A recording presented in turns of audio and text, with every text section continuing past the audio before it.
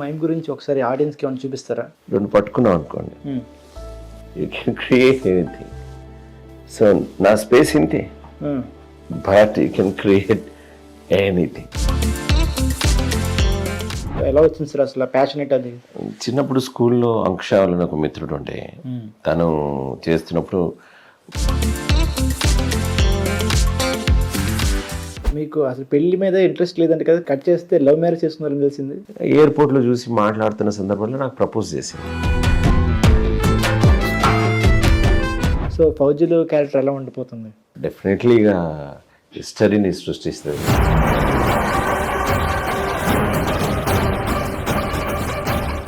దిల్ రాజు గారు మిమ్మల్ని ప్రత్యేకంగా పిలిచి మీ గురించి మాట్లాడారు. అవును అవును. అసలు ఆ మూమెంట్ అది ఎలా? సినిమా మొత్తంలో ఒక దర్శకుడు కూడా నా గురించి మాట్లాడాలి.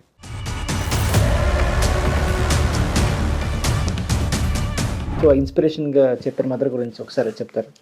రీసెంట్లీ ఏం జరిగిందంటే మా మదర్కి she got a cancer.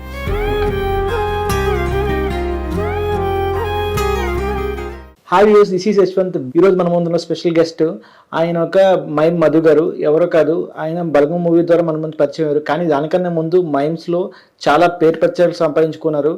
So ఆయన అవార్డ్స్ కూడా వచ్చే వాళ్ళకి. సో ఆ మైమ్ జర్నీ ఏంటో, ఆ బలగం నుంచి వచ్చిన వాళ్ళకి పేరు ప్రత్యేకతలతో వేరే మూవీస్లో కూడా చేశారు. సో ఆ జర్నీ, ఆ స్ట్రగుల్స్ గురించి తెలుసుకుందాం రండి. Hello sir. నమస్తే. బాగున్నారు సార్? Super sir. జనరల్గా ఇప్పుడు ఎవరిని ఇంటి పేరు పెట్టుకుంటారు, కానీ మైమ్ మీరు చేసిన కళ నుంచే మీకు పేరు వచ్చింది. సో దాన్ని ఎలా ప్రైడ్గా తీసుకుంటారా, ఎట్లా? ఆఫ్ కోర్స్ చేస్తున్న ఆర్ట్ ఫామ్ లోపల జనాలు, నేను పెట్టుకోలేదు యాక్చువల్గా మైమ్ మదన్. నేను ఏకే కుమార్ గారు అని వరంగల్ మిత్రులు, వారు ఫస్ట్ టైం తను ఆ పేరు పెట్టి పిలిచారు. సో ఈజీగా ఉంటుందని జనాలకి, ప్రెస్ వాళ్ళందరూ అలాగే రాసేవారు. సో అట్లా వెళ్ళడం ఉంది. నేను నా విజిటింగ్ కార్డ్స్లో అరుసం మధుసూదన్ అనే ప్రింట్ చేయించుకుంటాను. సో ఆర్ట్ ఫామ్ మీద పాపులర్ కావడం అనేది, ఆ పేరు మీద ఉండడం అనేది చాలా ఆనందంగానే ఉంటుంది. అంటే ఇప్పుడు మైమ్స్ అనేది అది ఎలా, ఆ కళ మీద మీకు ఎలా ఎలా వచ్చింది సార్ అసలు ప్యాషనేట్ అది? చిన్నప్పుడు స్కూల్లో అంకుశాలని ఒక మిత్రుడు ఉంటే, తను చేస్తున్నప్పుడు అది మైమ్ అని కూడా మాకు తెలియదు, మూకాభినయం అని తెలుగులో అంటారు. సో తను స్కూల్లో ప్రోగ్రాంలో 9th క్లాస్లో తను చేస్తున్నప్పుడు మేమందరం చూసాం. అది టీచర్స్ సెలెక్షన్ ఉంటుంది కదా.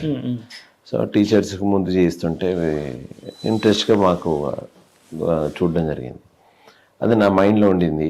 తర్వాత మా కాలనీలో గణపతి నవరాత్రి ఉత్సవాల సందర్భంగా అప్పట్లో కల్చరల్ ప్రోగ్రామ్స్ చాలా విపరీతంగా అవే ఉండేవి. సో బయట నుంచి వచ్చే ఆర్టిస్టులు వచ్చేట మధ్యలో గ్యాప్ ఫిల్లర్స్గా మా వాలంటీర్స్ని అందరినీ లోపల ఏదైనా ఒకటి చేయాలంటే, నాకు ఇది వచ్చు, మోన్ యాక్షన్ వచ్చు అని నేను చూపించంటే, అది మోన్ యాక్షన్ కాదురా, ఇది మైమ్ అంటారు అని మా వాళ్ళు పెద్దవాళ్ళంతా చెప్పడం. నాకు మేకప్ వేసి ఎట్లా ఉంటుంది అట్లా ఉంటుంది అని చెప్పడం పెట్టినారు. నన్ను మర్చిపోయినారు. బట్ నేను వచ్చి మధ్యలో వచ్చి నన్ను అందరూ వెళ్ళిపోతున్న ప్రోగ్రామ్ అయిపోయింది, నన్ను మర్చిపోయినా. అరే ఉందని వాళ్ళందరూ పిలిచి మళ్ళీ నా ప్రోగ్రామ్ పెట్టినారు around midnight. They enjoyed a lot. So మేము అందరం అక్కడనే పడుకునేవాళ్ళం. కల్చరల్ ప్రోగ్రామ్స్ అయిపోయినాక అందరూ వెళ్ళిపోయాక ఆ దేవుడి దగ్గరే పడుకునేవాళ్ళం. ఆర్టిస్టులు కూడా ఆ రోజు లేట్ అయిందని పడుకున్నారు, మేము పడుకుంటున్నాం. అందులో ఒక ఆర్టిస్ట్, ఫోక్ సంబంధించిన ఆర్టిస్ట్, పొట్టిగా లావుగా భలే ఉన్నాడు రావడు, భలే మైండ్ చేశాడు, ఆడికి భలే ఫ్యూచర్ ఉంది అని ఒక మాట అంటుంటే, ఆడెవడో కాదు వీడే అని నన్ను జీయించినారు. ఓకే. సో ఆ మాట, ఆ పొగడత, అమ్మో ఏదో నాకు ఉంది అని నన్ను నేను ఆలోచించుకునేటట్టుగా తెలియకుండా జరిగింది. సో అట్లా ఈ ఆర్ట్ ఫామ్ ఏంటి, ఈ ఆర్ట్ ఫామ్ ఎక్కడ పుట్టింది, ఎవరున్నారు ఈ దీంట్లో, ఎవరి ద్వారా వెళ్తే నేను నేర్చుకోవచ్చు అని అలా అలా వెళ్ళడం. నాగభూషణం గారు అనేటువంటి ఫస్ట్ గురువు దొరకడం. తర్వాత కలకత్తాకు వెళ్ళి నిరంజన్ గోస్వామి గారు అని వారి దగ్గర నేర్చుకోవడం. తర్వాత చిన్నజీఆర్ స్వామి గారు నాకు స్పాన్సర్ చేశారు అమెరికాకు వెళ్ళడానికి. అక్కడికి వెళ్ళడం, అక్కడ టోనీ మ్యాంట్నర్ అనే దగ్గర నేర్చుకోవడం. తర్వాత ఇండియాలో చాలామంది, నరేంద్ర కాట్కర్ గారు అనేది చాలా సీనియర్ మోస్ట్ థియేటర్ పర్సన్, వారి దగ్గర వర్క్షాప్ ఒకటి చేయడం. తర్వాత చాలామంది మిగతా వాళ్ళ దగ్గర దీనికి అనుబంధమైనటువంటి అట్లా అట్లా జర్నీ సాగుతుంది. అలా 34 సంవత్సరాలు 34 సంవత్సరాలు సార్ ఇప్పుడు జనరల్గా ఇప్పుడు ఆడియన్స్లో కూడా కళల గురించి, డ్యాన్స్ గురించి, సాంగ్స్ గురించి వింటారు తప్ప మైమ్స్ గురించి చాలా తక్కువ. సో ఇంటర్నేషనల్ లెవెల్గా ఇది పాపులర్ కావచ్చు, కానీ ఇప్పుడు కూడా మన ఆడియన్స్కి మైమ్స్ గురించి ఎక్కువ మంది తెలియదు. కొంచెం వివరంగా వాళ్ళ గురించి ఏమైనా చెప్పగలరా మైమ్స్ గురించి? మైమ్ అనేది చాలా ప్రాచీనమైన కళ. భారత నాట్యశాస్త్రం ప్రకారంగా చతుర్వేద అభినయమే యాక్టింగ్ అంటారు. ఆంగికాభినయం, సాత్వికాభినయం, వాచికాభినయం, ఆహార్యాభినయం, ఈ 4 అభినయాలు కల్పిస్తే యాక్టింగ్. సో వాచికం అంటే డైలాగ్, అది తీసేసినట్టు 3 అభినయాలు మైమ్లో ఉంటాయి. ఓకే. సో ఒక యాక్టర్ కావాలన్నా, ఒక డాన్సర్ కావాలన్నా, ఒక ఎనీ ఆర్టిస్ట్ మైమ్ లేకుండా వాడు ఏం చేయలేడు. సో మైమ్ అనేది అన్ని కళలకు తల్లి లాంటిది. సో మైమ్ నేర్చుకున్న తర్వాత మిగతా ఇతన్ని నేర్చుకుంటాడు. వాడికి తెలియదు. నటుడికి చాలా మందికి ఏంటంటే వాళ్ళు మైమ్ కూడా చేస్తారని. ఇప్పుడు 2 యాక్టర్స్ ఉన్నారు, మాట్లాడుతున్నప్పుడు అవతల వాడు మాట్లాడుతున్నప్పుడు ఇంకోటి ఖాళీగానే ఉంటాడుగా. ఖాళీగా ఉంటే పండుతుందా? లేదు. తను అభినయించాలి. మరి ఎలా అభినయిస్తున్నాడు? సైలెంట్లోనే అనుభవిస్తున్నాడు, బట్ ఏదో అర్థంతో చేస్తున్నాడు. సో ప్రతిసారి మైమ్ ఉంటుంది. సో మైమ్ లేకపోతే లైఫ్లో ఆర్ట్ ఫామ్ లోపల లేదు. So that is the thing.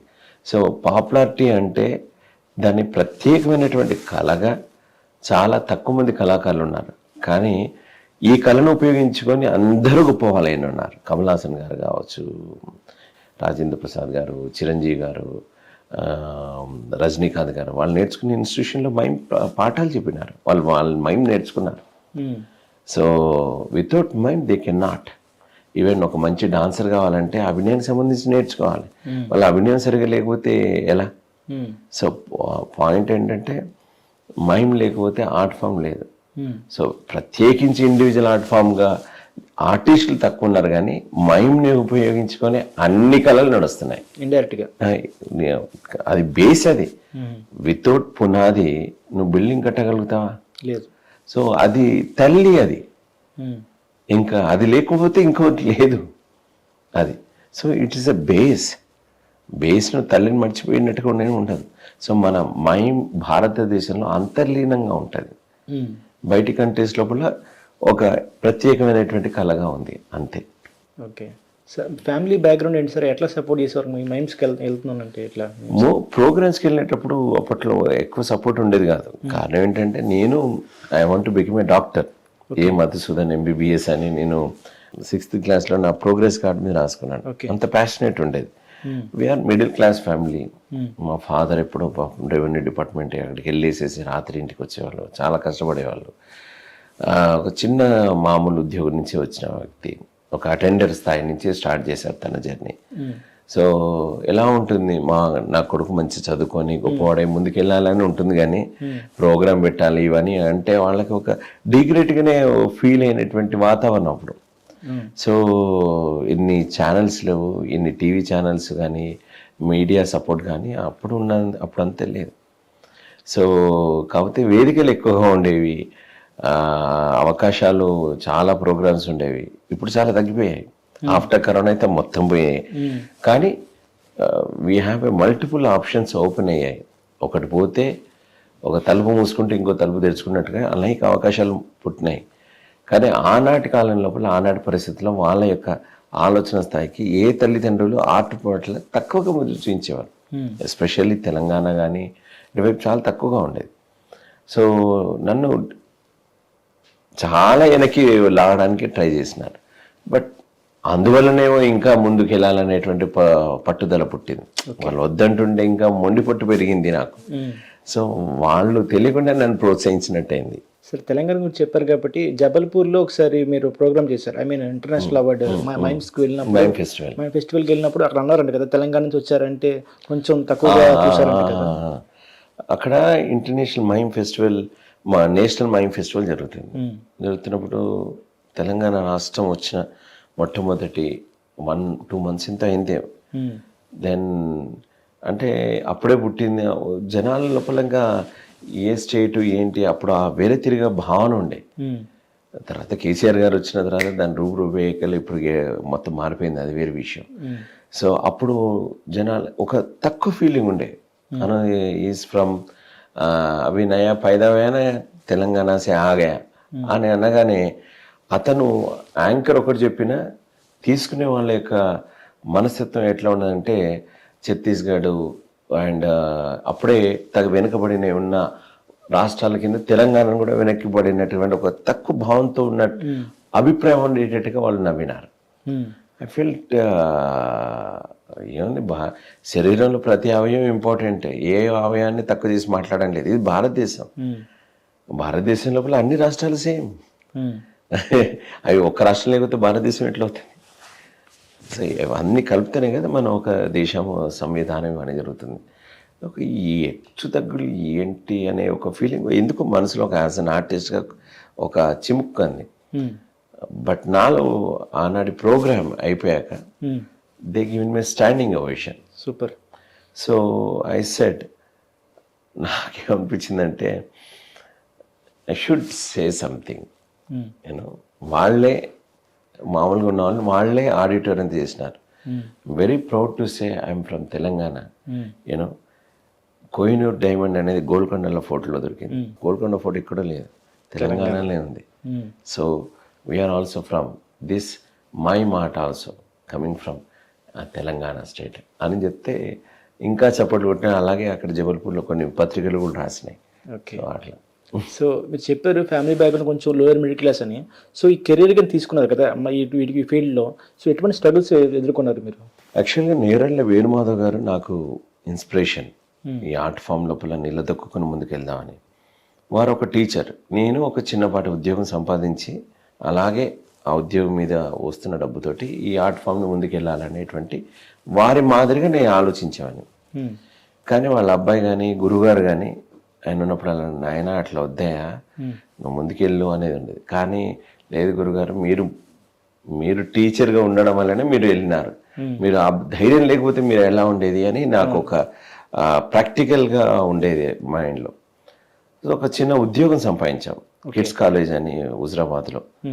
అది అప్పుడే పెట్టారు, ఒక 1 year or 2 years అయింది. దాంట్లో నేను జాయిన్ అయ్యాను as a junior assistant sponsored artist అనే పేరు మీద జాయిన్ అయ్యాను.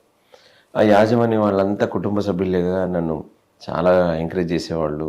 ఎప్పుడంటే అప్పుడు వెళ్ళేయడానికి వాళ్ళు చేసేవాళ్ళు. బట్ ఒక బందీ అయిన ఫీలింగ్ ఉండేది మనకల్లా వేరు. సో మా గురువు గారితో అన్నాను, రోజు ఒక టిఫిన్ బాక్స్ సంకలనం వేసుకుని వెళ్తున్నా, వాళ్ళు వస్తున్నా, ఏదో కోల్పోయిన ఫీలింగ్ ఉంది, ఆనందం లేదు. అంటే తు కళాకార్ బన్నా చాతే హో యా క్లర్క్ బన్నా చాతే హో? मैं कलाकार बनना चाहता हूँ. तो क्लर्क का जॉब छोड़ दो. तो पैसे कैसे आएगा गुरुजी? पैसे के बारे में मत सोचो बेटा, काम के बारे में सोचो. ओके. जब तुम काम के बारे में सोचेगा तुम्हारा पीछे पैसे भाग के आएगा. సో దట్ వర్డ్, నేను పని మాత్రమే ఈ ఆర్ట్ ఫామ్లో పని మాత్రమే వెతుక్కోవాలని గట్టిగా నమ్మేసి వచ్చేసిన. సో అలాగే దీక్షిత్ గారని తను నన్ను మానసపుత్రుడుగా తన ఇంట్లో పెట్టుకొని, తర్వాత చాట్ల శ్రీరాములు లాంటి పెద్దవాళ్ళు నాకు డిక్షన్ కూడా చెప్పింది. నా కంఠం బాగుంది, తర్వాత ఈజ్ ఉంది కనుక నాటకాలు నాకు రాగానే హైదరాబాద్లో ఫస్ట్ టైం మోహన్ గారని శ్రీశైలమూర్తి గారి రచన లోపల ఆయన దర్శనలో I got best actor Nandi award. Okay. So నాటకం అరంగేట్రంతో నాకు బెస్ట్ యాక్టర్ నంది వచ్చింది. అతి చిన్న వయసులో ఉత్తమ నటుడు అరంగేట్రంతో రావడం అనేది అది హిస్టరీ తెలుగు నాటక రంగం లోపల. So it was history. అది కూడా చాట్ల శ్రీరాములు గారు నాకు చెప్పినారు. సో అట్లా ఉండడం వల్ల నేను పెద్దవాళ్ళందరూ నన్ను, నువ్వు టీవీ కూడా చేయి, అండ్ మైమ్స్ ఎట్లా చేస్తున్నావు, మైమ్ షోస్ వెళ్తాం, వర్క్షాప్స్ చేస్తున్నావు, యాక్టింగ్ నేర్పిస్తున్నావు. So Mr and Mrs Nuisance అని Zee Telugu channel first start అయింది. ఓకే. అందులో మొదటి సీరియల్గా నేను చేశాను. అందులో నరేష్ గారు, గుండన్మతరావు గారు, అలీ, చాలామంది కమీడియన్స్ అంతా రోజు ఒక గెస్ట్ మా దగ్గర వచ్చిపోయారు. 40 episodes చేశాను. సో దెన్ అది నా ఫస్ట్ సీరియల్. తర్వాత చక్రవాకం, మొగలు, అలా బిందు నాయుడు గారు నన్ను, మంజులా నాయుడు గారు ఎంకరేజ్ చేసినారు. తర్వాత ఇంకా టీవీకి వెళ్ళడానికి కాకుండా నా వర్క్షాప్స్ మీదనే బిజీగా ఉంటుంది. సో టీవీ కూడా ఎందుకు చేయాల్సి వచ్చిందంటే హైదరాబాద్ సెంట్రల్ యూనివర్సిటీలో నేను పీజీ చేశాను. నా డబ్బు కావాలి, ప్లస్ నా సర్వైవల్కి సంబంధించిన ఏ కావాలి, ఓ ఇల్లు కొనుక్కున్నాను. సో లోన్ కావాలి. నాకు టీవీ నన్ను అక్కడ చేర్చుకుంది. సో టీవీ వల్ల రోజు అప్పట్లో 1000 రూపాయలు, 1500, 2500 వాళ్ళు దే యూస్ టు పే. అవి నాకు కరెక్ట్గా నా మంత్లీకి ఈఎంఐకి వెళ్ళేది. మంజుల నాయుడు గారు, బిందు నాయుడు గారు అయితే వాళ్ళైతే కన్నబిడ్డ మాదిరిగా చూసుకున్నారు. సో వాళ్ళు అక్కడికి వెళ్తే చిన్న క్యారెక్టర్ ఉండవచ్చు. నాకు ఒక డే వర్క్ ఉండేది. సో నేనేం చేసేవాడిని డబ్బింగ్ చెప్పుకునేవాడిని, వేరే క్యారెక్టర్స్ డబ్బింగ్ చెప్పేవాడిని, తర్వాత ఎడిటింగ్ ఎలా చేసేవాడు చూసేవాడిని, తర్వాత ఆర్ఆర్ నా క్యారెక్టర్స్ ఏమైనా ఉంటే ఆర్ఆర్ వేయించుకోవడానికి కూడా వాళ్ళ దగ్గర పర్మిషన్ తీసుకుని నేను ఆ డిజైన్ ఎలా చేస్తారు. సో అన్ని రాత్రి 12 గంటల వరకు నేను అక్కడే ఉండేవాడిని ఉదయం వెళ్తే. సో అట్లా ఈవెన్ షూట్లో కూడా ఉన్నప్పుడు కూడా డైరెక్షన్ డిపార్ట్మెంట్లో వాళ్ళు షార్ట్ డివిజన్ ఎలా చేస్తారు, అసిస్టెంట్ డైరెక్టర్ పని కూడా నేను ఎలా ఉంటుందని నేర్చుకునేవాడిని. తర్వాత లైటింగ్ టెక్నీషియన్ దగ్గరికి వెళ్ళి లైట్ ఎక్కడ పెడుతున్నాడు, కీ లైట్ అంటే ఏంటి, ఫిల్లర్ అంటే ఏంటి, బ్యాక్ లైట్ అంటే ఏంటి, ఎలా థర్మోకోల్తో పెడుతున్నాడు, ఆర్టిస్ట్కి ఎంతవరకు స్పేస్ ఉంది, ఇలా టెక్నికల్ అంశాలు కూడా నేర్చుకునే అవకాశం నాకు శ్రీకాంత్ ప్రొడక్షన్ నుంచి ఎక్కువగా బిన్. సో ఇట్స్ మాతృక సంస్థ అది. సో అట్లా నాకు వచ్చిన తర్వాత నాకు మళ్ళా నా థియేటర్ రంగంని ఎప్పుడు రెగ్యులర్గా ఉండే బయటి కంట్రీస్ వెళ్ళడం. ఆయన పాపం వాళ్ళు నన్ను చాలా అక్కన చేర్చుకొని చేసిన. సో అట్లా నాకు నా జర్నీ అట్లా స్టార్ట్ అయింది. సో ఇవన్నీ ఎలా ఉందంటే నేను పనిని మాత్రం ఎత్తుకునేవాడిని. నాకు ఇంత ఇస్తేనే నేను చేయాలి అనేటువంటి ఆలోచన నాకు ఎప్పుడూ లేదు. నా పని బాగుంటే వాళ్ళు ఎంత ఇచ్చైనా తీసుకెళ్తారు. నా పని బాగాలేదనుకో నేను ఎంత అడిగినా వాళ్ళు ఇవ్వరు. ఇది నా మనసులో మెలిగినటువంటి అంశం. డిమాండ్ చేయలేదు, వర్క్ చేసుకుని నా వర్క్ చేసుకుంటే వాళ్ళే డిమాండ్గా నీకు ఇంత ఇస్తానే ఆయన ఉండు, నువ్వు ఎటుపోకు అని అనడానికి ఆస్కారం ఎక్కువగా ఉంటుందని నేను నమ్మినవాడిని. అలాగే జరిగిన సంఘటనలు ఉన్నాయి. ఎప్పుడో ఒక ప్రోగ్రామ్ చేస్తే 500 ఇచ్చిన కాడ వాళ్ళు 1,50,000 కూడా మనం ఇచ్చి మనల్ని తీసుకెళ్తున్నారు నేటి రోజుల్లో అంటే ఇట్స్ నాట్ ఏ జోక్ కదా. సో మనం ఆనాడే నేను 1,00,000 గురించి ఆలోచిస్తే ఈ స్థాయి ఉంటుంది. సో నాకు గురువు చెప్పిన మాట నాకు ఇప్పటికీ గుర్తు. काम के बारे में सोचो, पैसे के बारे में मत सोचो. तो काम करते रहो, पैसे तुम्हारे पीछे भाग के आएगा.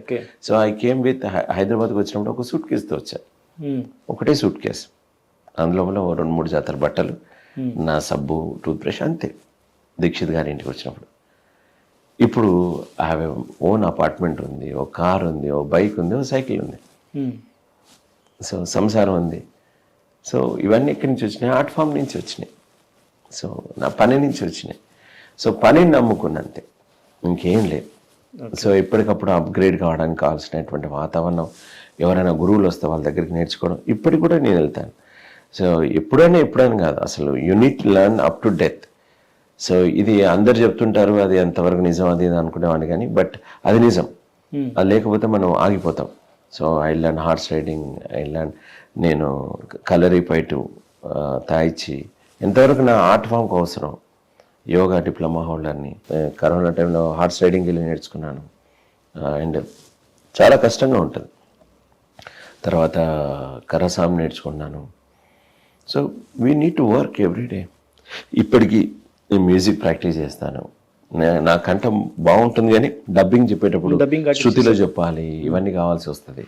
సో కనుక అక్షర దోషాలు ఏమైనా ఉంటాయి, స్పీడ్గా చెప్పాల్సి వస్తుంది. సో మైమ్ నుంచి సినిమా అవకాశాలు కూడా వస్తున్నాయి కనుక సో వాటిని నిలబెట్టుకోవడం కోసం వాళ్ళు అడిగినది నేను ఇవ్వాలి అంటే అందులో కూడా సాధన చేయాలి. సో అప్పుడు వాక్శుద్ధి కోసం, ఉచ్చారణ కోసం గురువులు చెప్పినవి నేర్చుకునేవాడిని.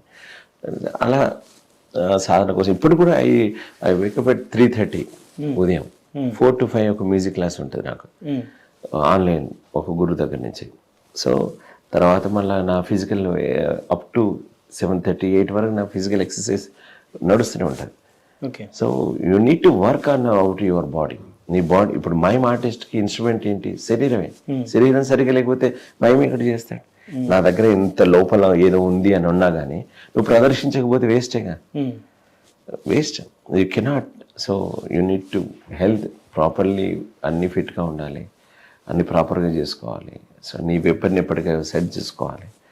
సో అట్లా ఐ నీడ్ మైమ్ గురించి ఒకసారి ఆడియన్స్కి ఏమైనా చూపిస్తారా ఒకసారి? Audience you can get it, but ఇప్పుడు ఫర్ ఎగ్జాంపుల్ దిస్ ఇస్ హస్తాభినయం. ఇది మనం నాట్యశాస్త్రానికి ఏమంటా అంటే పతాకం అని అంటాం.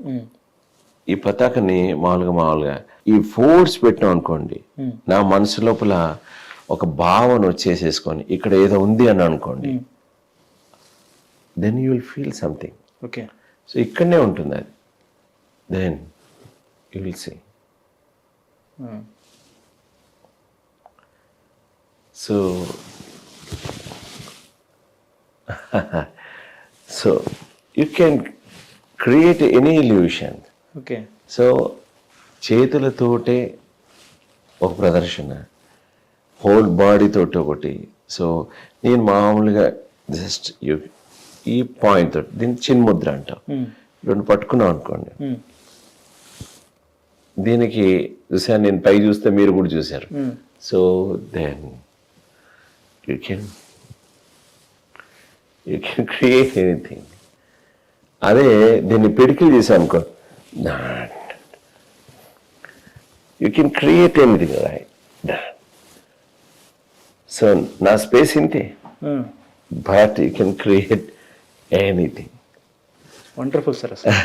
So if you are doing like this, ఇదే చిన్ముద్రని మీరు పెట్టుకున్నారు అనుకోండి, దెన్ సాగదీయచ్చు, దగ్గర తీయవచ్చు. So you can create a circle also, you can create straight also, you can create anything. So మైండ్లో షేప్ క్రియేట్ చేసి వాటికి ప్రాణ ప్రతిష్ట చేసేసి మూమెంట్ క్రియేట్ చేయడం అనేది ఒక part. So that's it. So ఈ మైమ్ దాంట్లో మీరు చాలా నేషనల్ వరకు వెళ్ళారు కదా, సో ఒక జర్నీ ఆర్క్ బాగా పైకి వెళ్ళింది. సో ఇంత జర్నీ వెళ్ళినప్పుడు మూవీస్లో రావడానికి ఎట్లా వచ్చారు మీరు మూవీస్లోకి రావడానికి? మూవీస్ మీద నాకు ఒకప్పుడు నాకు పెద్ద దాని మీద చేయాలనే అంత థాట్ నాకు ఎప్పుడు లేదు నిజాయితీగా. సో నటుడుగా నంది అవార్డు అందుకున్న తర్వాత, టీవీ ఏదో చేసిన తర్వాత, అందులో కూడా I got a best actor Nandi. So ఇవన్నీ నడుస్తున్న తర్వాత సినిమాకి ఆకాశవాణి అనే మూవీ, కార్తికేయ గారి అశ్విన్ డైరెక్షన్. సో ఏదో ప్రొడక్షన్ చేస్తున్నారని ఆర్టిస్టులు కావాలంటే అందులో తెలిసిన వాళ్ళు, నీ దగ్గర స్టూడెంట్స్ ఉంటారు కదన్నా, ఎవరైనా పంపించండి ప్లీజ్ అని అంటే నేను రెఫర్ చేశాను.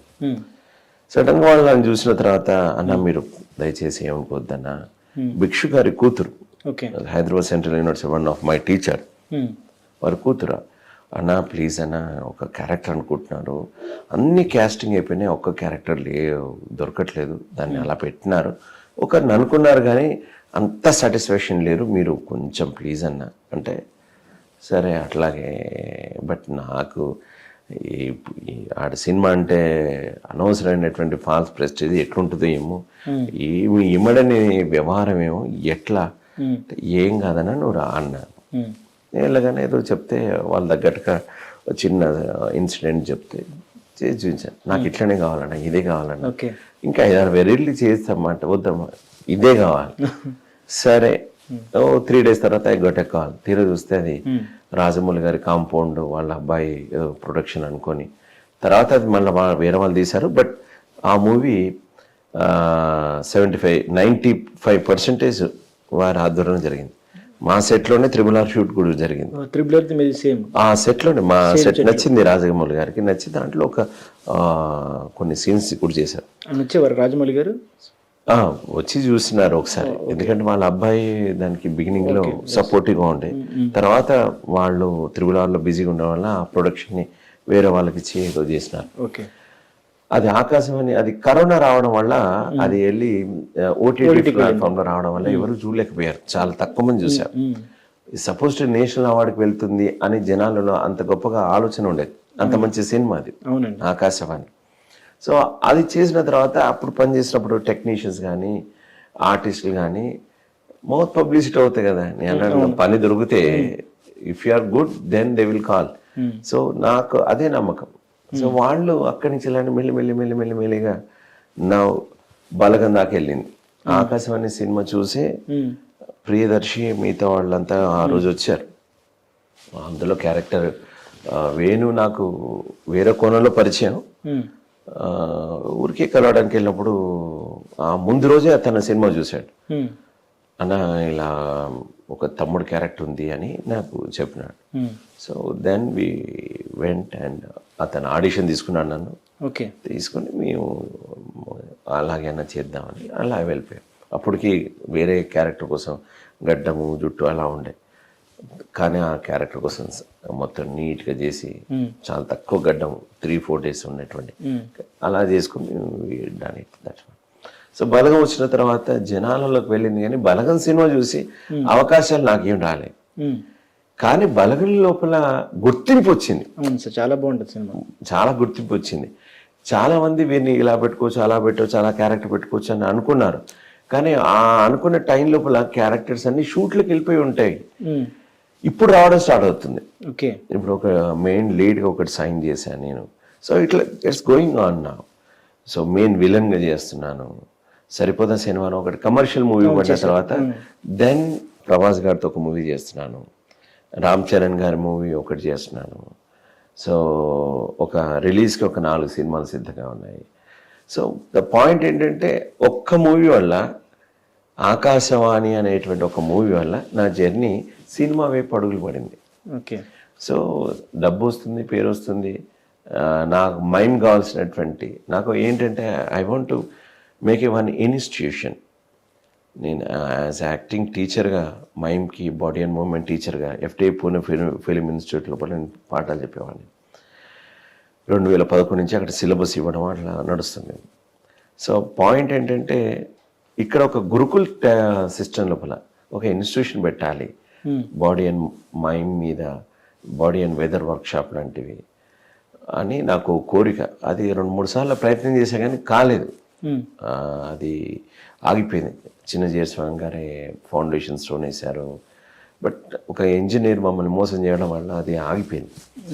But I want to do నా ఓన్గా అయినా గవర్నమెంట్ సపోర్ట్ తోటి అయినా కానీ చేయాలని కోరిక నాకు.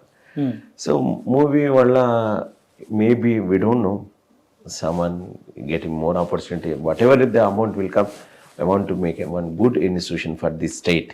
ఎందుకంటే బయట దేశాల నుంచి కూడా నా దగ్గర నేర్చుకోవాలని చాలామంది ఉత్సాహం చూసిన వాళ్ళు ఉన్నారు, చూపిస్తున్న వాళ్ళు ఉన్నారు, వద్దాం అనుకుంటున్న వాళ్ళు ఉన్నారు, నన్ను పిలుస్తున్న వాళ్ళు ఉన్నారు.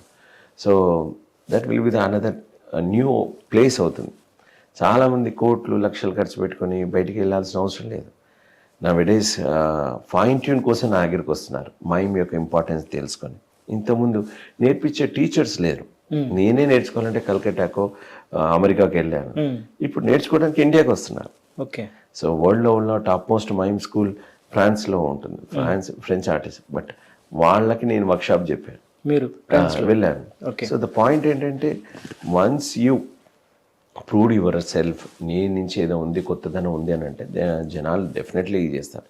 So why don't do our people ఇక్కడ పెడితే ఎట్లా ఉంటుంది జనాలు. చాలామంది ఫిలింకి ఇండస్ట్రీకి వెళ్తేనే చాలామంది హీరోగా ఉన్న వాళ్ళు నా దగ్గర నేర్చుకుంటున్నారు, ఇండివిజువల్ ట్రైనింగ్ తీసుకుంటున్నారు. చాలామంది అప్కమింగ్ హీరోస్, డెబ్యూ హీరోస్కి వస్తున్నారు, వాళ్ళు నేర్చుకుంటున్నారు. అండ్ ఫైన్ ట్యూన్ కోసం డాన్సర్స్ నా దగ్గరికి వస్తారు. నేను వెళ్ళి నాట్య గ్రూప్ అని బెంగళూరులో ఉంది, ఒడిస్సీ కటక్లో ఉంది. సో వీళ్ళకి నేను డాన్స్ అభినయానికి సంబంధించిన మైమ్ పార్ట్ ఏంటుందని వాళ్ళకి చెప్తాను. So we need to do here, అది నా ఆలోచన. దానికోసం సినిమాలోకి వచ్చాం. అలా నడుస్తుంది, ఇది నడుస్తుంది, అది నడుస్తుంది. బలగంలో మీ క్యారెక్టర్ చాలా బాగుంది, తమ్ముడి క్యారెక్టర్ది. సో దాంట్లో ఇప్పుడు ఆయన అన్నయ్య లాస్ట్ క్లైమాక్స్లో ఆయన కూర్చోగానే ఆయన కాళ్ళ మీద పడతారు, వెంటనే ఎమోషన్ ఫీల్ అవుతారు కదా, రియల్గా జరిగిందండి కదా అక్కడ అప్పుడు? అవును, యాక్చువల్గా ఏంటంటే వేణు ఈ దానికి అతనికి ఏం ప్రిపేర్ కాలేదు. ఓకే, ఆర్టిస్ట్ నుంచి ఏం వస్తే అది తీసుకుందాం అనే ఉద్దేశం మీద డైరెక్టర్ ఉన్నాడు. సిచ్యువేషన్ అందరికీ ఎక్స్ప్లెయిన్ చేసినాడు. తనకి చాలా టెన్షన్ ఉండే, అది ఆ చెట్టు ఆ వాతావరణం ఇక్కడ జరగాలని చాలా నిఖంచితంగా ఉండి 1 ఎకరం ఉండేటువంటి వరి పొలాన్ని కూడా పాపం పక్క పెట్టేసేసుకొని వాళ్ళతో మాట్లాడి చేస్తున్న సందర్భం అది. మాకు హీ ఎక్స్ప్లెయిన్ నాకు తెలుసు కథ అంతా, ఎందుకంటే వరుసగా జరుగుతుంది షూట్. వరుసగా జరగడం వల్ల ఏమవుతుందంటే మనం ఆ క్యారెక్టర్లో ట్రాన్స్ఫర్మ్ అవుతాం, ట్రావెల్ ఈజీ అవుతుంది.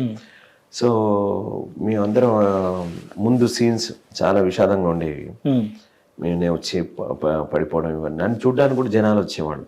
ఇతను ఏడుస్తాడు, అమ్మో బిడ్డ ఏడుస్తాడా అని సగం మంది చూడడానికి కూడా వచ్చిన వాళ్ళు కూడా ఉన్నారు. సో అన్న రియలైజేషన్ మీద మీరు వచ్చి నిలబడతారు అని, మీరు తప్పైందన్నా అన్నట్టుగా రావాలి అని అంతే చెప్పింది నాకు. సరే ఈ పూర్తి కెమెరా బ్యాక్ నేను వచ్చి నిలబడితే ఎలా కన్వే అవుతుంది. So then I thought camera మా అన్న మీదే ఫోకస్ మీద ఉంది. So I do one thing అనుకొని నా మనసులో నేను అనుకొని, ఎవరు కానీ ఇంకా సరెండర్ అంటే ఏముంటుంది, సరెండర్ అంటే ఇంకా నన్ను క్షమించని అనేది వల్ల కాళ్ళ మీద పడి తప్పించి ఇంకేముండదు. దాసోహం అంటాం. సో అన్న దగ్గర అంతకంటే బస్ట్ ఇంకేముండదు. So I did really there. So Jayaram character గారు ఏంటంటే అతనికి ఆంధ్ర స్లాంగ్ తెలంగాణ వచ్చేది కాదు, చాలా కష్టపడేవాడు. ఒక తెలియకుండా ఒక ఫీలింగ్ ఉండేది అతనికి. నేను ఒక డబ్బింగ్ ఆర్టిస్ట్ కూడా పెట్టి చేద్దామా అని వాళ్ళు అనుకున్నారు, కానీ but he did everything. Finally అతనితో చేయించినారు, అతను కష్టపడ్డాడు కూడా.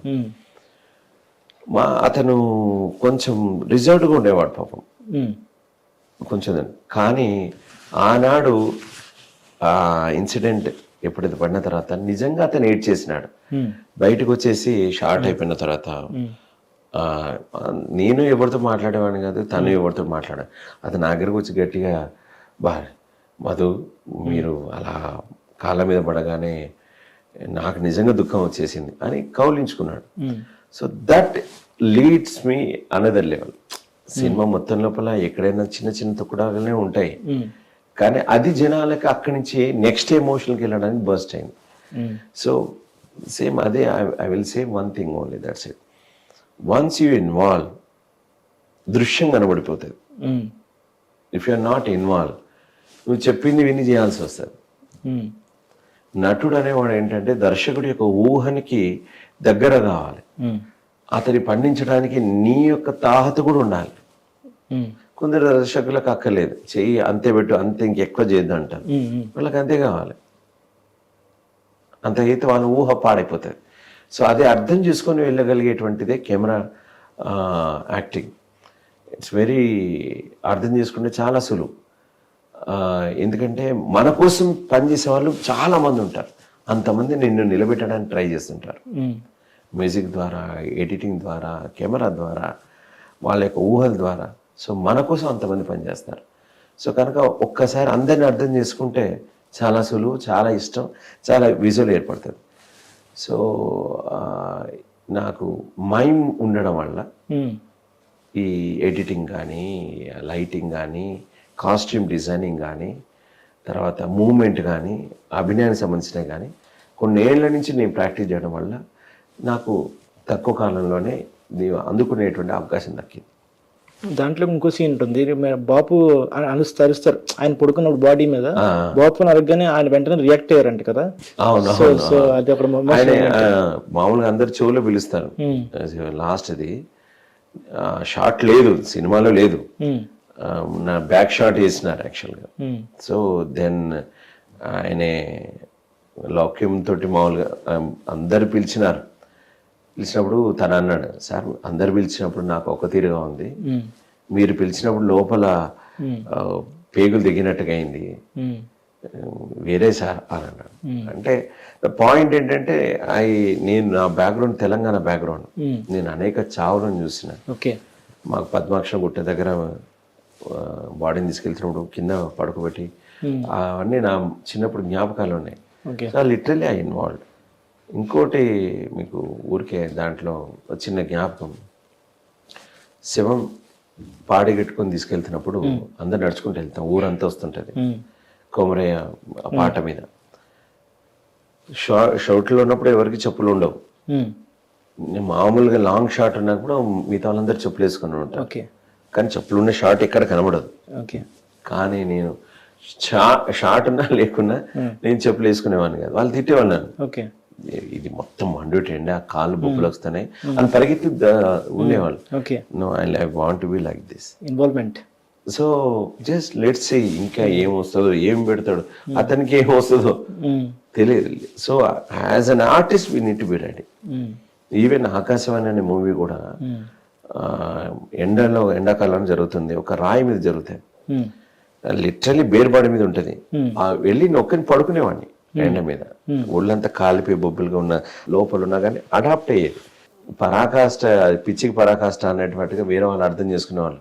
కానీ బట్ ఇంటర్నల్గా you will get a essence తెలుస్తుంటుంది, లోపల అనేకమైన కెమికల్ రియాక్షన్ జరుగుతుంటుంది. సో మీకు ఏదో కొత్త ఆలోచన పుడుతుంది. ఆ కొత్త ఆలోచన పుట్టడానికి ఈ ప్రయత్నమే, కానీ పిచ్చింగ్ కాదు. So this is towards a one commitment to work అంతే. సో ఆకాశవాణిలో కూడా సముద్రకని సీనియర్ ఆర్టిస్ట్ వర్క్ చేశారు కదా, అవునవును. సో ఎలా ఉంది ఎక్స్పీరియన్స్ అది? వారు ఒక వారం రోజులు, మేము ఒక 10 days వర్క్ చేసాము. లాస్ట్ 1 week వారితో ఎక్కువ క్లోజ్ అయ్యాం. అండ్ వారు అనేవాళ్ళం అనమాట, మేమిద్దరం వాకింగ్ చేసుకుంటూ వెళ్ళేవాళ్ళం.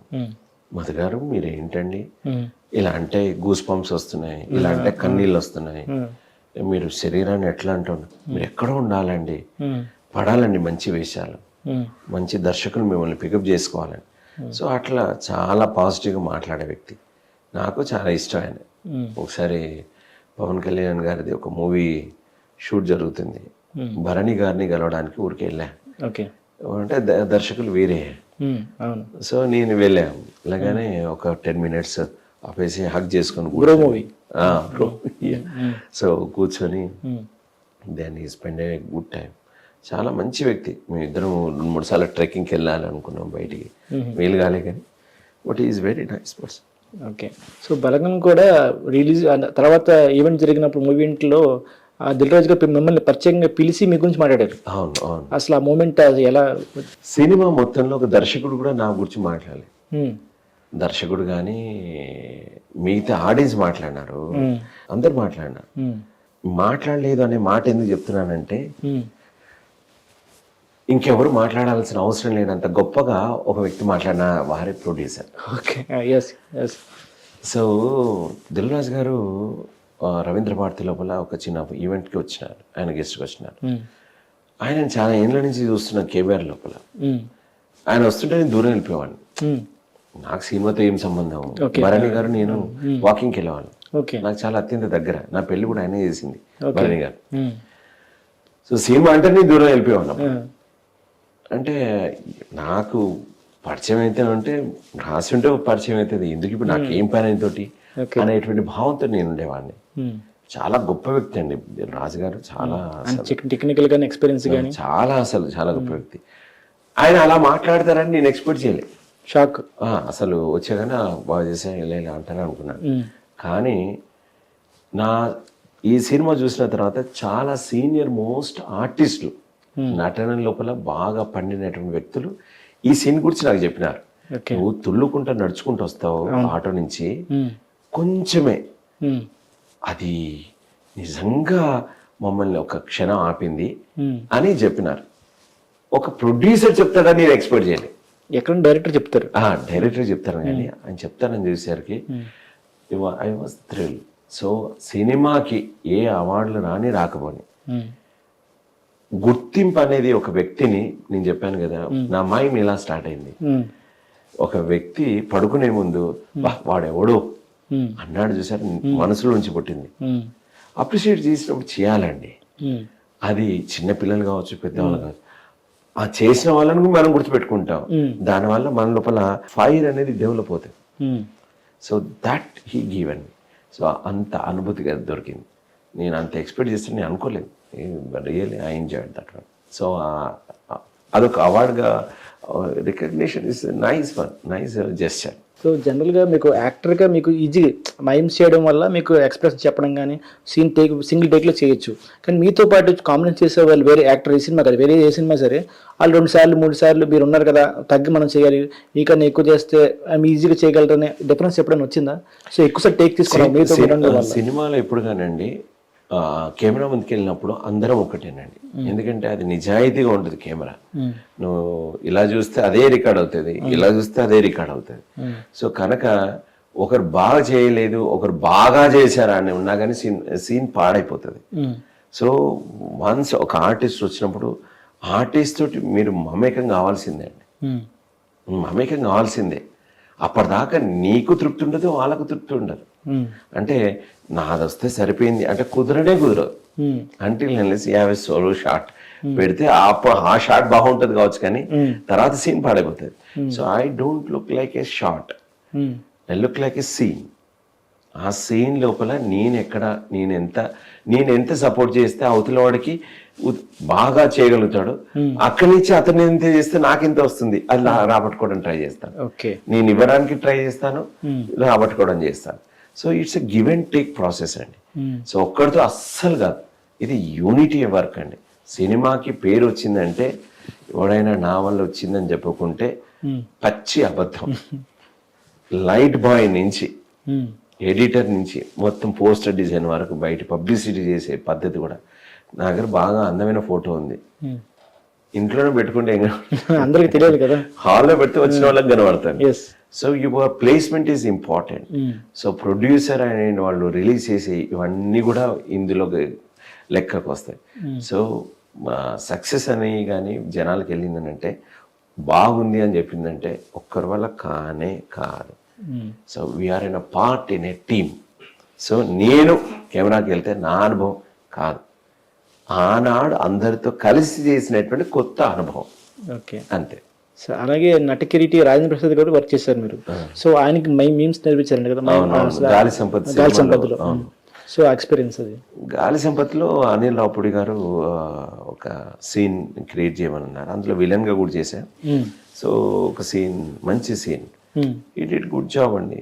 తను చక్కగా వయసుకి తగ్గట్టుగా, తన స్థాయికి తగ్గట్టుగా ఒక చిన్న అంశం కంపోజ్ చేశాం. తను బాగా చేసినాడు. Is nice person, he loves me lot. నేను చాలా ఇష్టపడతాడు నన్ను. తన క్యారవాన్ని పిలుచుకుంటాడు, కలిసి భోజనం చేద్దాం అంటాడు. అండ్ ఎప్పుడున్నా మధు ప్లీజ్ రండి మీరు అని చాలా అత్యంత దగ్గరున్న విషయాలు మాట్లాడతారు. ఈజ్ వెరీ నైస్ పర్సన్ అండి. ఓకే, తర్వాత సరిపోదు శనివారం కూడా మీ క్యారెక్టర్ చాలా బాగుంటుంది. సో హెచ్ఎస్ సూర్య గారు అతమాట మిమ్మల్ని తీసుకెళ్లి ఫ్రస్ట్రేషన్ తీసుకుంటారు అన్నమాట. సో ఆ క్యారెక్టర్ ఎంత అయినా సరే వేరే ఎవరైనా పెట్టచ్చు. సో ఆ కొట్టే క్యారెక్టర్ కూడా మీకు ఇచ్చారంటే ఎంతో గొప్ప విషయం ఉండాలి. ఆ డైరెక్టర్ విజన్ లో మీరే చేయగలరు ఆ క్యారెక్టర్ అన్నట్టు. సో అది ఎట్లా? గాలి సంపత్తిలో పనిచేసినటువంటి డైరెక్షన్ డిపార్ట్మెంట్లో కుర్రాడు సరిపోద శనివారంలో చేశాడు. ఆ డైరెక్టర్ దగ్గర సరే దీనికి ఇతను ఉండాలి అనుకుంటున్నా అంటే, విష్ణు అని హీరో విష్ణు గారు ఉన్నారు, ఇతను మా గాలి సంపత్ సినిమాకి రాజేంద్ర ప్రసాద్ గారికి అద్భుతమైన మైండ్ చేస్తున్నారండి, మైమ్ మధు అని అని అతను ఆ డైరెక్టర్కి ఎప్పుడో చెప్పారట. ఇతను అదే సమయంలో గుర్తు చేయడం వల్ల ఇది very strong character, we need to take him అని చెప్పేసి వాళ్ళు తీసుకోవడం జరిగింది. సో డైరెక్టర్ గారు తీసుకోవడానికి ముందు సినిమాలే అని చెప్తున్నాను, ఒక పని లింక్ పని సరిపోద శనివారం చూసి చాలా సినిమాలు వచ్చాయి. సో పాయింట్ ఏంటంటే ఒక సినిమా నుంచి ఇంకో సినిమా పుడుతుందండి, ఎప్పుడో ఒకసారి పుడుతుంది. ఆకాశవాణి నుంచి ఇప్పటిదాకా పుడుతూనే ఉన్నాయి. సో ఇట్స్ ఏ విత్తనమే అంతే. సో ఆ డైరెక్టర్ ఈజ్ నైస్ పర్సన్ అండి. అతను కూడా చాలా చాలా కష్టపడతారు డైరెక్టర్. అండ్ ఆ టీమ్ డిఓపి గారు కానీ, డైరెక్టర్ దగ్గర గొప్పతనం ఏంటంటే 10 మంది దాకా అసిస్టెంట్ డైరెక్టర్లు ఉంటారు. 10 మంది డైరెక్టర్ లెక్కనే ఫీల్ అవుతారు అందరూ. ఇతను అసిస్టెంట్ డైరెక్టర్గానే ఫీల్ అవుతాడు. సో అందరి దగ్గర నుంచి యూనిట్గా పనిచేస్తాడు. అతని దగ్గర ఆ గొప్పతనం down to earth person. Is a very nice person. మంచి అనిపించింది. తర్వాత బుచ్చిబాబు గారితో కూడా మీరు చేస్తున్నారు కదా మూవీ? అవునండి, అవును. రామ్ చరణ్ గారు మూవీ, ఇంకా పేరు బయటికి చెప్పలేదు వాళ్ళు. సో ఆ మూవీలో బాబు గారికి రీసెంట్గా పరిచయం, ఒక స్కెడ్యూల్ అయింది. మళ్ళీ 5th నుంచి నెక్స్ట్ ఈ మంత్, కమింగ్ మంత్ నుంచి వరుసగా 15 రోజులు ఉంది. So let's see. Ram Charan గారితో కాంబో ఉందండి. ఒకసారి పరిచయం చేశారు మిత్రుడు సత్య కమెడియన్ ఉన్నాడు కదా సార్, వీరు మైమ్ గురువు అండి. నేను even I want to say very important thing, Ram Charan గారిని మామూలుగా అన్ని సినిమాలు మగధీర నుంచి మనం చూస్తున్నాం. And is very hard worker and ప్యాషనేట్గా. రంగస్థలం నాకు ఇష్టమైన సినిమా, చాలా ఇష్టం. రంగస్థలం సినిమా లోపల ఆయన డీటెయిల్గా యాక్ట్ చేసినాడు. అయితే కలుద్దాం అనే ఉద్దేశం మీద నాకుండే. సత్య ఆర్టిస్ట్ ఏ ఉన్నానంటే, మధుగారు నేను నీకు కల్పిస్తానండి అంటే, ఎప్పుడు కల్పిస్తాం అని ఊరికే గేజ్ చేశాను. ఎందుకు పాపం వాళ్ళు ఏదో బిజీగా ఉంటారు, వాళ్ళ క్యాన్వాన్లో ఉంటారు, మన పండుగ వచ్చా మనం చేసుకొని వెళ్ళిపోవచ్చు కదా అనేటువంటి ఆలోచన ఉన్నా కానీ సత్య నాకు చాలా దగ్గర. సో నేను అడుగుతుండేవాడిని. అడుగుతుంటే మైసూర్లో జరుగుతుంది, దెన్ చరణ్ బాబు గారు అని పిలిచగానే ఆయన పిల్లవాడు అయిపోయాడండి. రామ్ చరణ్ గారు ఇలా హంబుల్గా అయిపోయాడు. ఇలా టీవీ ఉన్న వ్యక్తి ఇలా హంబుల్ అయిపోయినాడు. వీరండి మైమ్ గురు, అది is a person, amazing person, చాలా అదండి సాత్వికన అని రెండు మాటలు చెప్పినాడు. ఆయనే అవునా అండి, చాలా ఊందాగా విన్నాడు. తర్వాత మనం హైదరాబాద్లో కలుద్దామండి తప్పకుండా, సత్య ప్లీజ్. ఆ మాట ఎంత హంబుల్గా అన్నాడండి, భలే అనిపించింది. So is the gesture very nice and okay మీరా చేస్తారా, అసలు అలా మాట్లాడలేదు. చాలా డౌన్ టు ఎర్త్గా మాట్లాడిన ఉంటే అలాంటి సాంగత్యం ఉండాలండి. I enjoy. సో అంత పెద్ద స్టార్ అయి ఉండి మీ గురించి తెలియగానే రియాక్ట్ అవ్వడం, అంటే విద్య గురించి తెలిసిన వాడు మాత్రమే అలా బిహేవ్ చేస్తారు. అందరు ఎవరు పడితే వాళ్ళు కాదు. సో ఈజ్ మంచి అనిపించింది. ఓకే. సో అట్లాగే రామ్ చరణ్ గారు చెప్పారు కాబట్టి చిరంజీవి గారి గురించి కూడా మీరు అన్నారు ఒక ఇంటర్వ్యూలో. వరల్డ్ రికార్డు, సో ఆయనకు అవసరం లేదు, చాలా ఎన్నో వరల్డ్ రికార్డ్స్లో అలా కామెంట్స్ చేశారు దాని గురించి. అంటే Guinness book of world record Chiranjeevi గారికి వచ్చింది కదా, మీ అభిప్రాయం అన్నారు. చిరంజీవి గారు ఈజ్ మనకి తెలుగు వాళ్ళ హృదయం లోపల ఎక్కడో ఉన్నారు.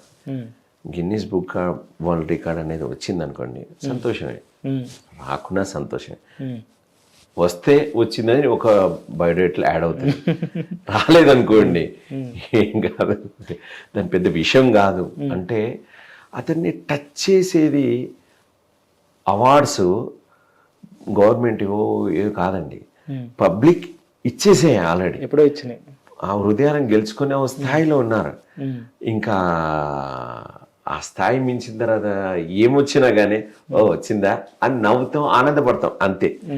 పెద్ద ఎక్సైట్మెంట్ ఫీల్ అయ్యేంత కాదు, ఎందుకంటే చిరంజీవి గారిని చూస్తేనే ఎక్సైట్మెంట్ అవుతారు, చూడడమే ఎక్సైట్మెంట్గా ఫీల్ అవుతారు. అవార్డు వాళ్ళు ఆయన ఇప్పుడు మనమే అతన్ని అంత చూడాలనేటువంటి ఒక థాట్లు ఉన్నప్పుడు అవార్డ్స్ వస్తే ఓ వచ్చిందా అని ఆనందమే ఉంటుంది, కానీ చూడడంలోనే ఎక్సైట్మెంట్ ఉంటుంది. అవునండి. ఆయన డాన్స్లో కానీ ఆయన ఎక్స్ప్రెషన్స్లో కానీ మీరు చెప్పినట్టు మైమ్ ఆయన కనబడుతుంది, expression grace. He created his own trend అండి. ఇప్పుడు రజనీకాంత్ గారు ఒక స్టైల్ని క్రియేట్ చేశారు. ఇప్పుడు మామూలుగా అని ఒక అనరండి, కానీ అలా అని మెప్పించారు. అంటే దానిని శైలి క్రియేట్, తనదైన శైలి, ఒక శైలి క్రియేట్ చేయడం it's not a joke. Okay. ఇప్పుడు మామూలుగా రజనీకాంత్ మాదిరిగా సార్ మాదిరిగా మనం ఇంట్లో పనులు చేస్తామా, కళ్ళద్దాలు అలాగే పెట్టుకుంటామా? మరి ఎందుకు మనం ఇష్టపడుతున్నాం? It's a fantasy. వాళ్ళు ఒక ఎరాని క్రియేట్ చేసినారు. అలాగే చిరంజీవి గారు ఒక బాట వేసినారు. సో అందుకే వాళ్ళు లెజెండరీ స్థానంలో నిలిచిపోయినారు. అందుకే ఆ స్థాయికి వెళ్ళడానికి కావాల్సినటువంటి కష్టం ఎంతో ఉంటుంది వెనక. సో కాస్ట్యూమ్ నుంచి, మూమెంట్ నుంచి, ఫ్లెక్సిబిలిటీ, ఎన్ని చెప్పినా తక్కువే. ప్రతి విషయంలో వాళ్ళు జాగ్రత్త పడితే కానీ ఆ శైలిని మెయింటైన్ చేయలేరు. సో దట్ ఈజ్ గ్రేట్నెస్ అండి. ఓకే. తర్వాత ఇప్పుడు మీరు ఇందాక చెప్పారు ఫౌజీలు కూడా చేస్తున్నాను. సో ఫౌజీలు క్యారెక్టర్ ఎలా ఉండిపోతుంది? అది నాకు తెలియదు. సో ప్రభాస్ గారితో చాలామంది యూత్ వాళ్ళందరూ ఎంత గొప్పగా ఫీల్ అవుతున్నారంటే, ప్రభాస్ అని చెప్పగానే ఒక్కొక్కరు జిగేలని ఫీల్ ఉందండి. నిజంగా చాలా ఆ వైబ్ ఉంది. నేను ప్రభాస్ గారు చేస్తున్నటువంటి సినిమాలో ఒక రోల్ వచ్చిందని చెప్పగానే నా వ్యూవర్షిప్ ఏదో మామూలుగా ఇన్స్టాగ్రామ్ ఏదో చాలా పెరిగిపోయింది. ఓకే. అంటే ఎంత ఇష్టంగా నన్ను చేసుకున్నానంటే అంటే సో పాయింట్ ఏంటంటే ఒక మంచి ఆర్టిస్ట్ని మన తెలుగు ప్రేక్షకులు ఎంత గొప్పగా ఆదరిస్తున్నారని చెప్పడానికి ఈ ఫ్యాన్స్ని మనం చూసుకుంటే మనం తెలుసుకోవచ్చు. అది ఎన్టీఆర్ ఫ్యాన్స్ కావచ్చు, రామ్ చరణ్ ఫ్యాన్స్ కావచ్చు, ఇటు ప్రభాస్ గారి ఫ్యాన్స్ కావచ్చు. సో ఇది ఒక ప్రత్యేకమైన లోకం అండి, స్టార్స్ మధ్యలో సినిమాలు చేయడం అంటే. నాకు ఎక్సైట్మెంట్గా ఉంది, చాలా ఆనందంగా ఉంది. సో అనురావుపూడి గారి సినిమా లోపల ప్రభాస్ గారితో కాంబినేషన్స్ ఇంకా సీన్స్ పడి అన్ని వచ్చాక నేను మళ్ళీ ఇంటర్వ్యూకి వచ్చినప్పుడు చెప్తాను. అప్పటిదాకా నేను ఏం చెప్పలేదు. So but I enjoy. చాలా గొప్ప మూవీ అవుతుంది అండ్ డెఫినెట్లీగా హిస్టరీని సృష్టిస్తుంది అండ్ చాలా కాలం ఆడుతుంది ఆ సినిమా, నిలిచిపోతుంది. అలాంటి సినిమా రాబోతుందని మాత్రం ఖచ్చితంగా చెప్పగలుగుతాను. ప్రభాస్ గారు నటించబోయేటువంటి దిస్ అప్కమింగ్ హిస్ ప్రాజెక్ట్ అనురావుపూడి దర్శకత్వం లోపల తెలుగు ప్రేక్షకులకే కాదు, భారతదేశ ప్రేక్షకులందరికీ మంచి కిక్కినిచ్చేటువంటి, మంచి అనుభూతినిచ్చేటువంటి, నిలిచిపోయేటువంటి సినిమా మాత్రం అవుతుందని ఖచ్చితంగా చెప్పగలుగుతాను. ఓకే. ఇప్పుడు ఈ లుక్ ఏంటి సార్? ఇప్పుడు బియర్డ్ పెంచారు, మన ప్రభాస్ గారి మూవీ. Okay sir. ఇప్పుడు మూవీస్ చూశారు, మీరు సిరీస్ చేశారు, అన్నీ చేశారు కదా, వెబ్ సిరీస్ కూడా ట్రై చేస్తున్నారా? నేను ఏది నాకు వస్తూనే చేసుకుంటూ పోతున్నాను, అది ఏదైనా పర్వాలేదు అని. బట్ నాకు వచ్చిన అవకాశాలు ఇంతవరకు డేట్స్ క్లాష్ వల్ల మిస్ అవుతున్నాయి తప్పించేసేసి ఇది చేయాలి ఇది చేయకూడదు అని నేను ఎప్పుడు నిర్ణయించుకోలేదు. Whatever it's a good art form, I'm going for that. So ఆర్టిస్ట్గా మీరు ఒక లెంతీ రోల్ తీసుకుంటారా లేదా క్యారెక్టర్ ఇంపార్టెన్స్ బట్టి సెలెక్ట్ చేసుకుంటారా? ఇవాళ రేపు అంతా దర్శకులు ఆల్రెడీ చాలా అభిప్రాయంతో వచ్చేస్తున్నారు మన దగ్గరికి. సో ఇతను ఇంతకుముందు ఒకడు జడ్జి చేస్తే వాడు జీవితాంతం జడ్జి, లాయర్ చేస్తే జీవితాంతం లాయరే, ఒకడు జూనియర్ అసిస్టెంట్ ఏదో ఉంటే ఇంకా వాడు అంతే. ఇంకా బాబు గారు అని ఒక డైలాగ్ ఉంటుంది, వాడు జీవితాంతం బాబు గారు. సో అట్లాంటి మూస పద్ధతులకి ఆర్టిస్టుల డైరెక్టర్లు వచ్చేటువంటి నవతరం ఉండేటువంటి వాళ్ళందరూ తీసేశారండి.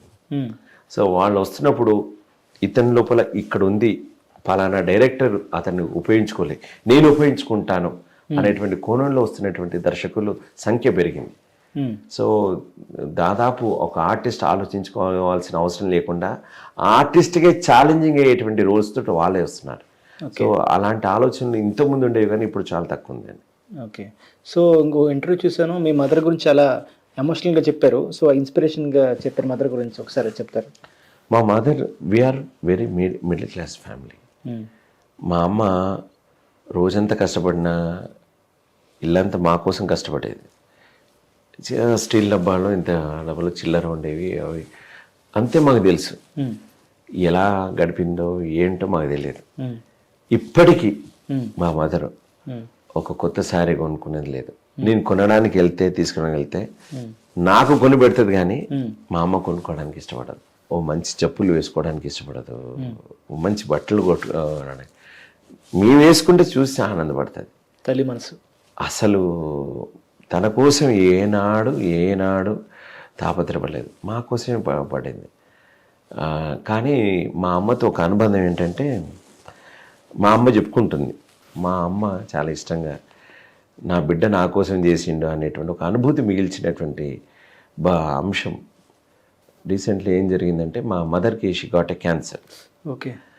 బట్ డాక్టర్ దగ్గరికి వెళ్తే ఇది ఓ టెస్ట్కి వెళ్ళాలి, థైరాయిడ్ది, but we need to remove anaplastic cancer ఏదో అన్నారు. అది మళ్ళీ వస్తుంది, ఇంకా no more she will be very difficult అన్నాడు. ముందు మీరు ఆపరేషన్ చేయండి, తీసేసేయండి, ఏం చేయాలో అది చేసేసేయండి. Then we did it everything. But మళ్ళా వస్తుంది. ఓకే, వాట్ ఎవర్, మీరు చేశారు కదా, రైట్. సో మంచి డాక్టర్ దొరికినారు అపోలో నుంచి, చేయించేసాం, అయిపోయింది. I felt something, I want go to some spiritual ట్రిప్లో. నాకు వెంకటేశ్వర స్వామి అంటే ఇష్టం.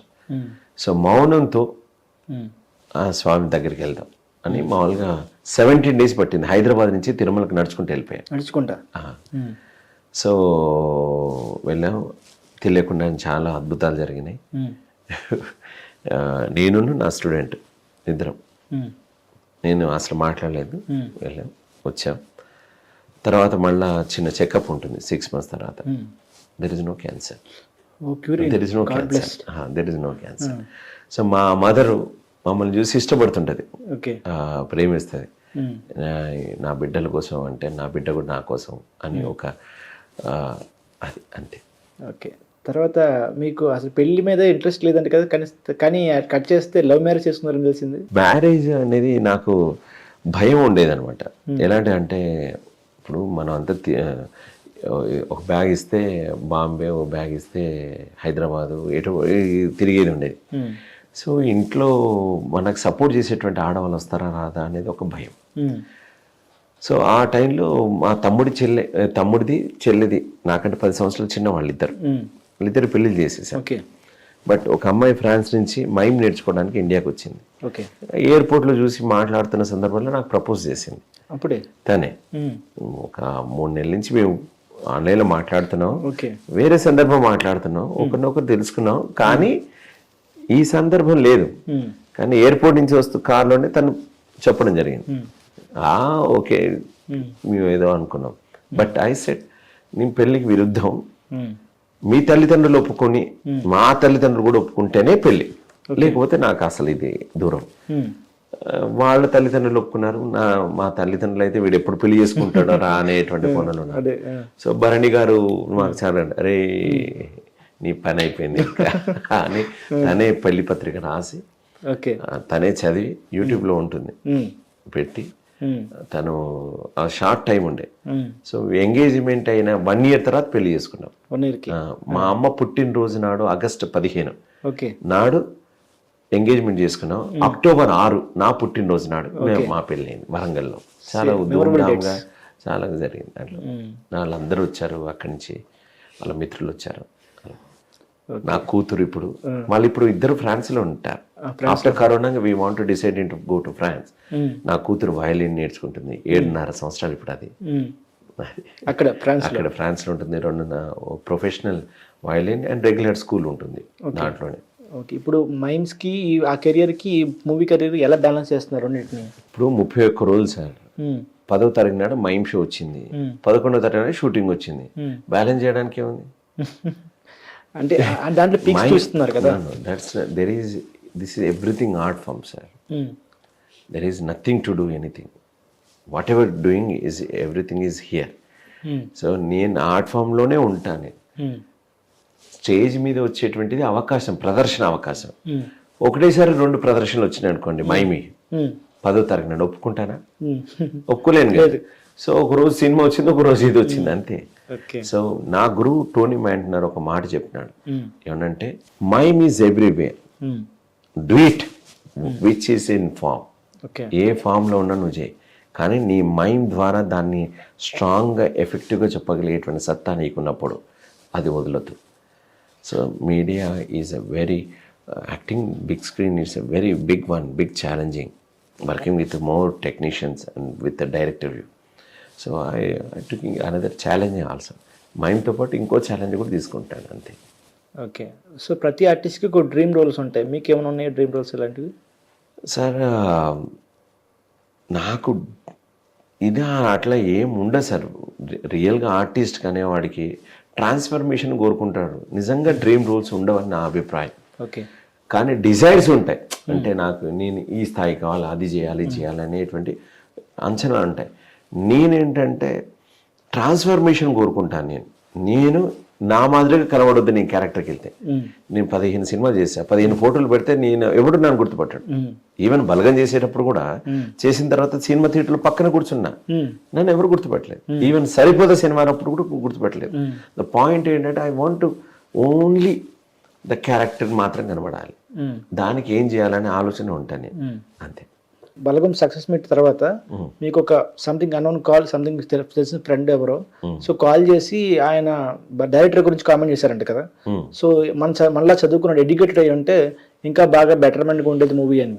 మేము చాలా మంది ఏమంటారంటే అతను ఏమి లేకుండా తీశాడు, బాగా చదువుకొని ఉన్నాడు, ఎక్స్పీరియన్స్ అయి ఉన్న అనుభవం ఉంది అంటే, ఎక్స్పీరియన్స్ అనేది పేపర్ల మీద ఉంటుందా?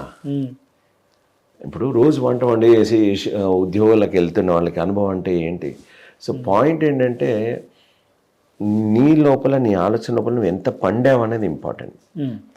సో దర్శకుడు అలా పండాడు ఆ సబ్జెక్ట్ మీద.